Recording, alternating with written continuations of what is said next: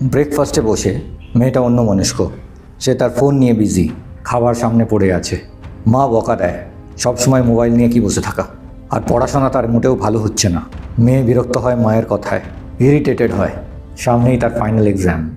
ওদিকে মেয়েটি তার বয়ফ্রেন্ডের সাথে চ্যাটিং করে যাচ্ছে। মা বলে এই মোবাইল ফোনই হচ্ছে সব নষ্টের গোড়া, আর তার বাবা আজগারা দিয়ে মেয়েকে বিগড়ে দিচ্ছে। ওর বাবা ওর মেয়ের সব কথায় রাজি।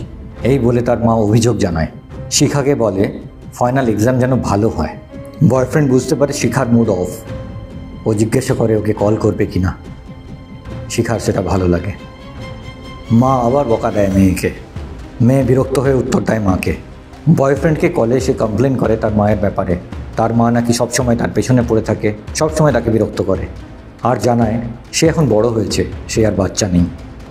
বয়ফ্রেন্ড বলে হ্যাঁ, অনেক বড় হয়েছো তুমি। মেয়েটি বলে সেটা ওর বয়ফ্রেন্ডের থেকে আর বেশি কে বুঝবে। বয়ফ্রেন্ড বলে সে আরও অনেক কিছু জানতে চায়। শিখা জিজ্ঞাসা করে কি জানতে চায়।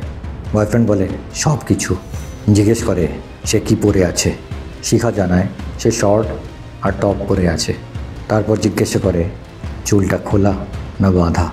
মেয়েটি রোম্যান্টিক্যালি চুলটাকে খুলে দেয় আর বলে খুলে দিলাম।